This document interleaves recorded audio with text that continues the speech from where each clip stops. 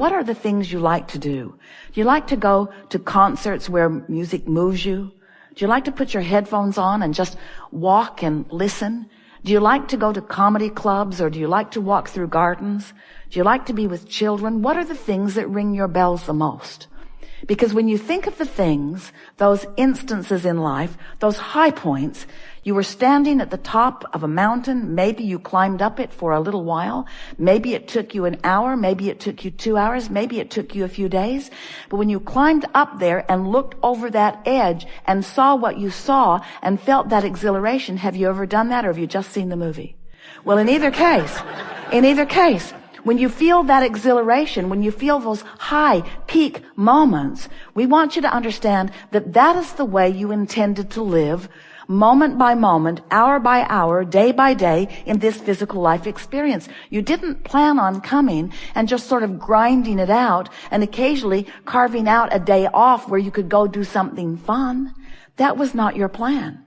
It was your plan to be so presently focused in the variety that surrounds you, that the variety would inspire you to clarity of desire. And it was your intention to guide your attention appreciatively upon the new ideas that were born within you continually, in order to allow the full point of view from the full source within you to be present in your moment with you. Not just an occasional peak moment, but a constant peak moment of blending and alignment. You use words like clarity. Do you know what clarity is?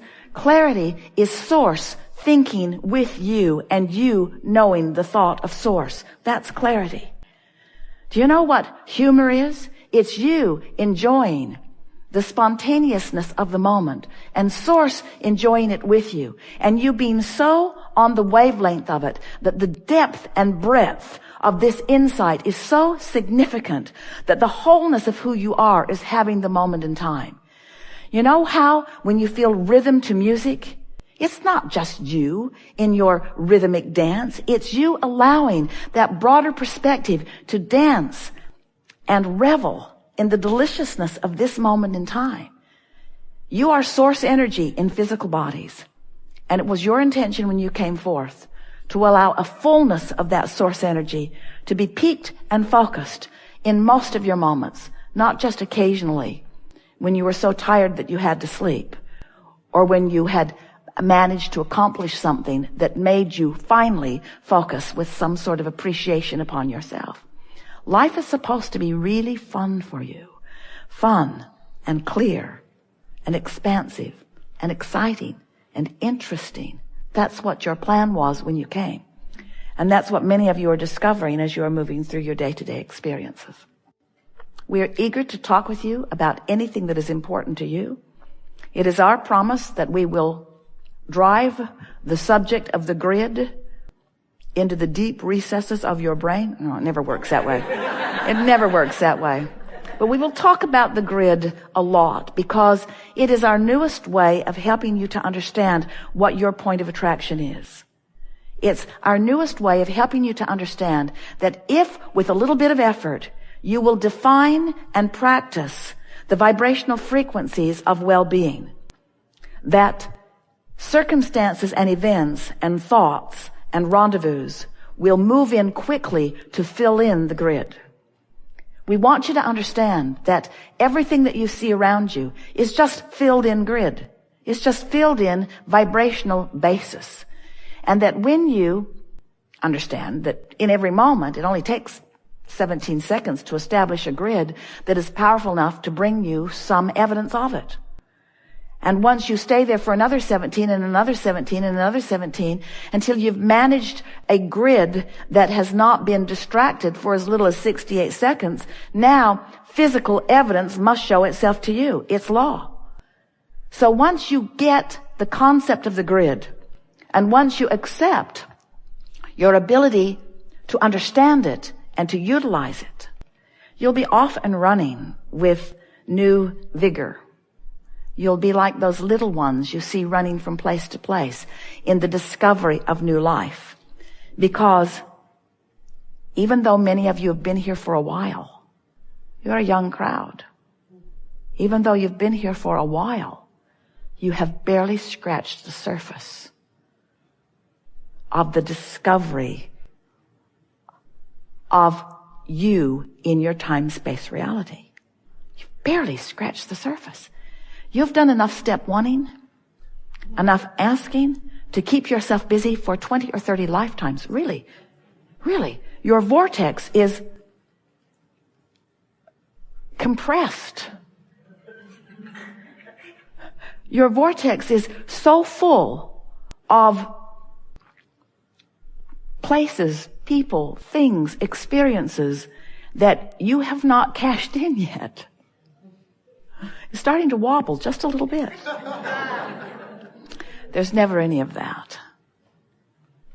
But it's time for you to start consciously allowing the details of your delicious life to surprise and delight you all day, every day, not just on Saturday. What do you want to talk about? Oh, we want to convey to you that you have this non-physical contingency of interested parties in your well-being who are constantly, with forethought and foresight, acknowledging and therefore possibly influencing you to good moves and steps in the direction of what you're wanting. We want you to know that when you practice the vibrational vicinity of who you really are, that you have access to more of what you would call insight. If you're talking about the beasts of your planets, you call it instinct. But what it really is that all day, every day, for as long as you have been in this physical body, you've been sifting and sorting and defining what you want, and you've been sending these precise, specific rockets of desire into what we've been calling your vibrational vortex. We've been calling it a vortex, which is a vibrational holding place for all expansion that you've discovered along your way. And so the source within you, and we are including your inner being and those dearly departed who know of you, who are interested in what you are doing, this cadre of non-physical interest and love and attention that is focused upon you, knows who you are in terms of what you've become, what's in your vortex, and all the things that you lived in order to put it there, and most important, where you stand right now in any moment in vibrational proximity to it. In other words, in maybe easier to understand words, we know where you are in relationship to what you want. We know what you want and where you are in relationship to what you want. We know what the path of least resistance is to lead you from where you are to what you are wanting. And we are always aware of where you stand in relationship to it, and always giving you loving guidance in the form of influence or clues, sometimes so vivid that it just knocks us over that you miss it.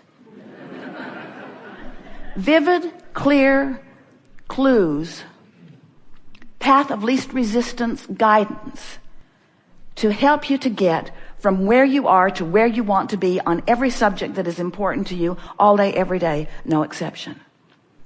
And that's what we call the art of allowing.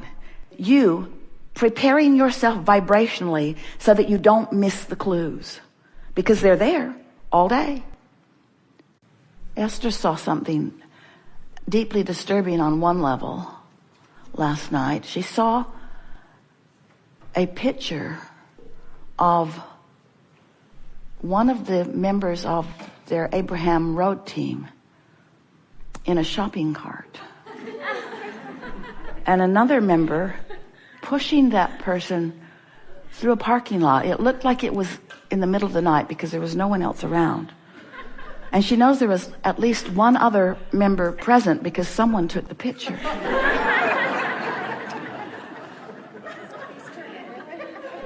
And she knows with every fiber of her being the inappropriate fun they were having. She doesn't know what happened to the shopping cart. She doesn't know where they stole the shopping cart from. She doesn't know who else knows about the incident. But she knows for sure it was fun. It was crazy fun. It was illogical fun. It was inappropriate fun. But it was fun, really fun, really fun. So she'll use that for her touchstone for a while because it was shockingly emblazoned into her brain when she saw the picture. And then another image of fun comes, and another, and another, and another. Are you getting the sense of what? Have any of you had fun lately? Yes. Are you having any fun? Yes. So you have images on your cameras too, yes, of fun?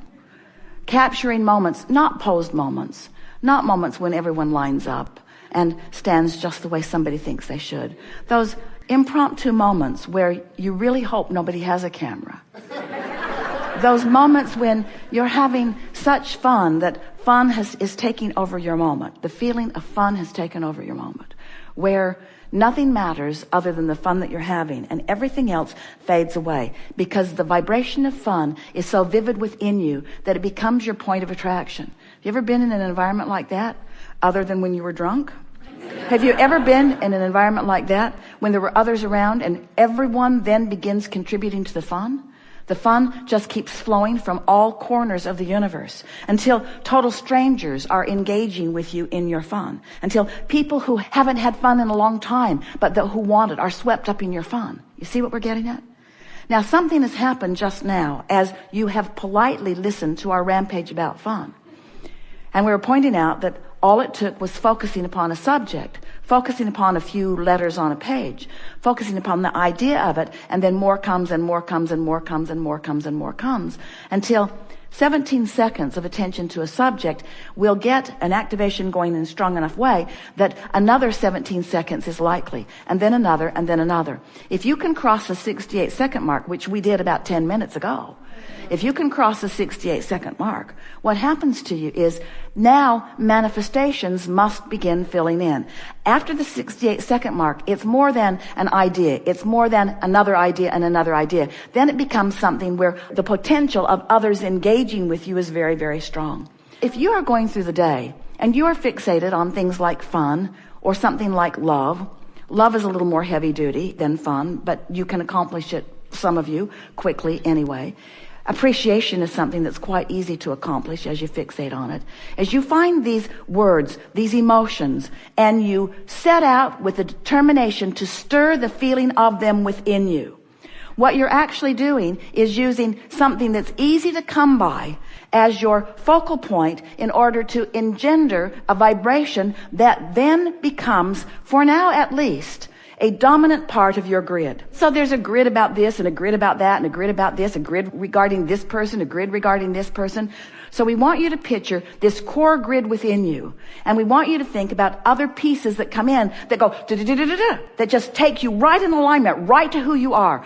So that your point of attraction is so powerful that, as we said, heaven and earth are moved. Things and people around you are inspired to play with you in the vibrational patterning that you've established. But if you are doing sloppy grid work so that you're not deliberately causing a vibration that lines you up with your core, then what happens is whatever piled on last becomes the dominant one. Whatever piled upon last is the vibrational point of attraction. Haven't you noticed it? Can you focus on anything that it doesn't fill in? Can you give your attention to anything wanted or unwanted that it doesn't begin to fill in right away with things that are a vibrational match to it? You can't. We know you can't because we know the power of law of attraction. But where your power is, you cannot control law of attraction's response to your vibration because it's consistent and it's fair and it's vivid, it's crystal clear, and it's always accurate every single time. You can't control law of attraction. You can't say, time out. You can't say, I want a do-over. Well, you can say, I want a do-over because you can set a different grid into motion every 17 seconds. But you can't say, I take that back. All you can do is no longer spew it again. Some years ago, we were offering an analogy that it's like you're moving through time and you're spewing this red, inky, misty stuff out there.